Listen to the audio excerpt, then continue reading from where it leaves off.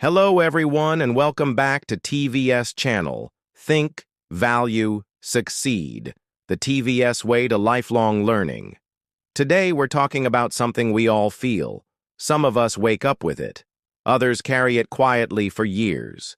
It whispers when you dream big, and it roars when you're about to take a leap. That feeling is fear. And if you've ever felt it, congratulations. You're human. But here's the thing.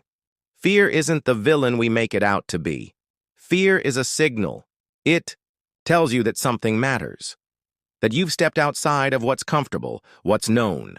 And while fear can paralyze us, it can also point us in the direction of growth, of truth, of becoming who we were meant to be. You see, most people wait until they're no longer afraid to act. They tell themselves, once I feel more confident, then I'll speak up. Then I'll apply for that job. Then I'll tell the truth. Then I'll start that business or write that book or take that trip. But confidence doesn't come before action. It's built after you do the thing scared. Think about that. Fear is not the problem. Waiting is. There's a famous quote by Nelson Mandela. I learned that courage was not the absence of fear, but the triumph over it. That's what we need to remember. You don't need to be fearless. You just need to be brave for 1 second longer than your fear. So what does that look like in real life? Imagine a woman named Alyssa. For years, she dreamed of leaving her job to become a full-time artist. She had the skill, the passion, but every time she thought of leaving, fear crept in. What if I fail? What if people think I'm foolish? What if I can't make money? The fear was real, but so was the dream. So she gave herself a rule. Do one thing scared every day.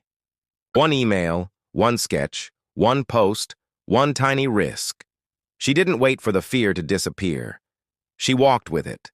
Today, she runs her own studio, not because the fear vanished, but because she stopped letting it drive the car. That's the shift. Fear only grows in silence and avoidance. But when you face it, speak it, name it, you shrink its power. When you ask, what's the worst that could happen? And then, what's the best that could happen? You start to see clearly again. You stop seeing failure as the end and start seeing it as feedback, a lesson, a stepping stone. So how do we work with fear instead of fighting it? First, stop labeling fear as weakness. Fear is ancient. It's part of our survival brain.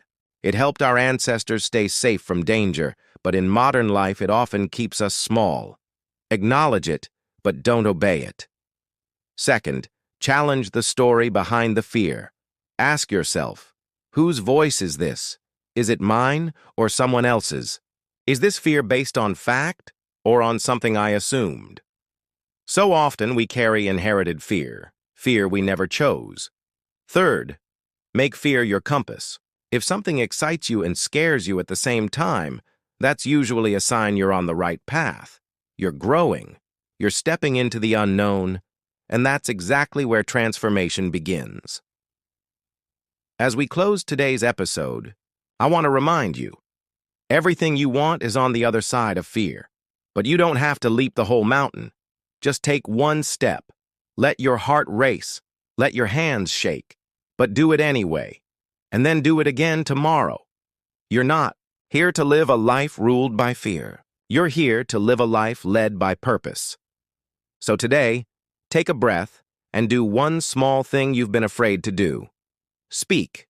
Write. Show up. Begin. If this episode moved something inside you, help someone else by sharing it. And remember to subscribe so you never miss the next chapter in your journey. Think, value, succeed, the TvS way to lifelong learning. See you in the next episode.